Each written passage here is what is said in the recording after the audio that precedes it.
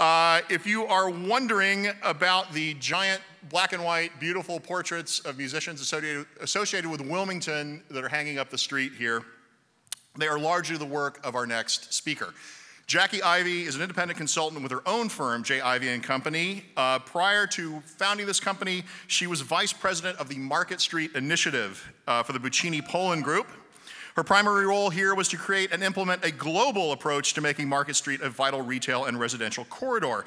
Before that, she served as director, this is fascinating, director of store design for Anthropology, a division of Urban Outfitters, where she designed new and existing retail spaces for the $500 million lifestyle company. Ladies and gentlemen, please welcome to talk about what is beauty, and I have turned down her offer to have me stand right here next to her to illustrate. Please welcome the woman who brought Bob Marley's underarm to Market Street, Jackie Ivey.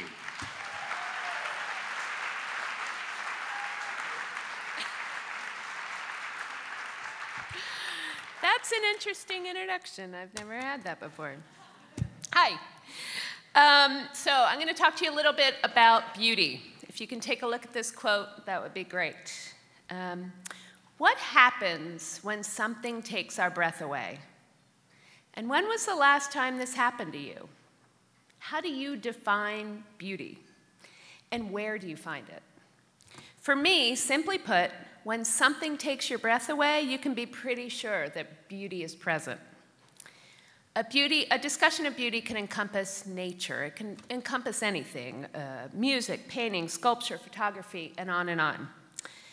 But I've always wondered why some paintings and works of architecture blow us away while others leave us completely uninterested.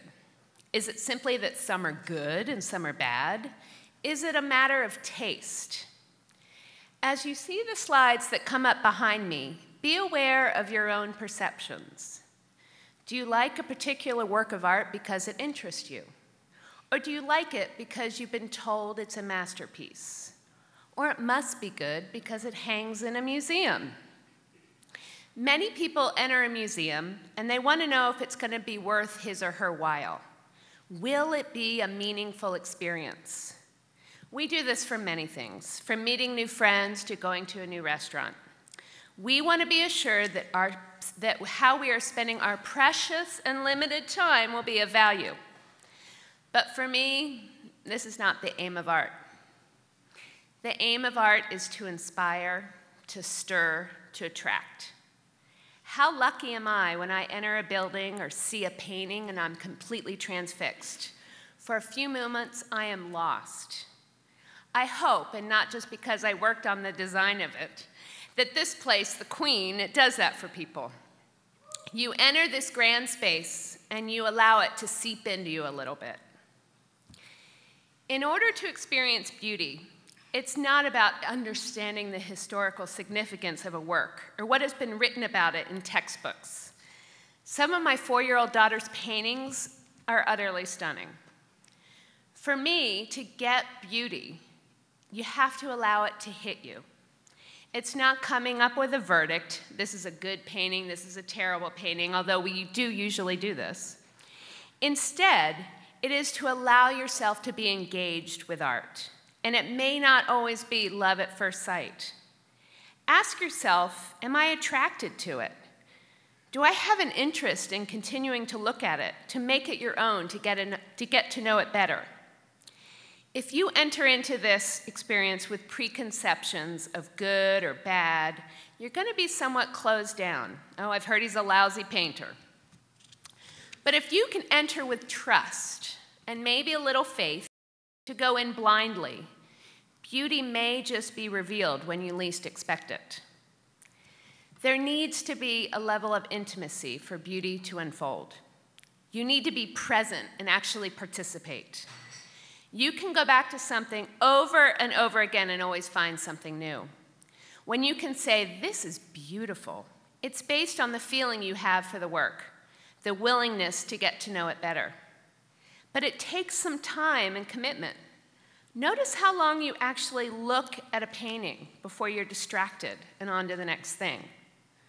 Over time, your ideas and thoughts may change. I find the more time I spend with a painting, the more it feels like a friend.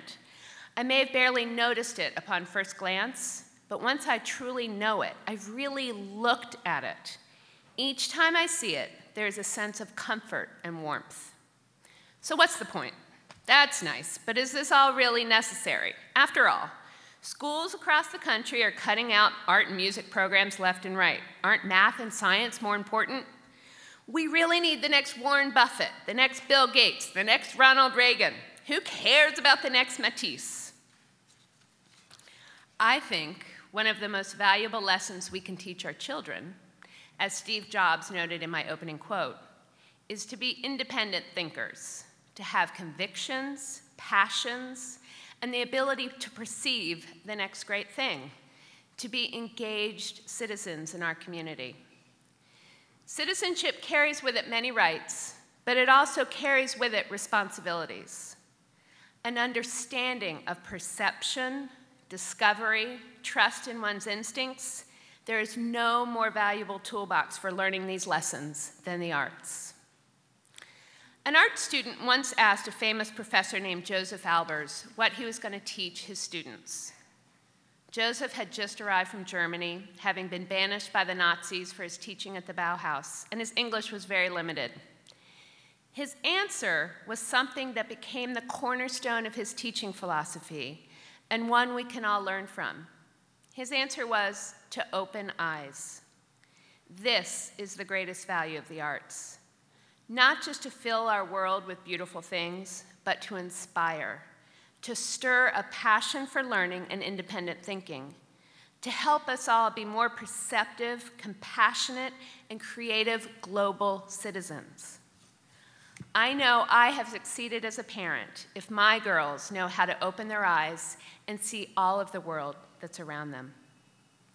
So as you look around this beautiful space tonight, remember why we decided to light up the Queen. Yes, it's to save a beautiful piece of architecture, but also for this piece of once urban decay to become a source of hope and pride for our community. It's our job as citizens to keep these lights shining. Thanks.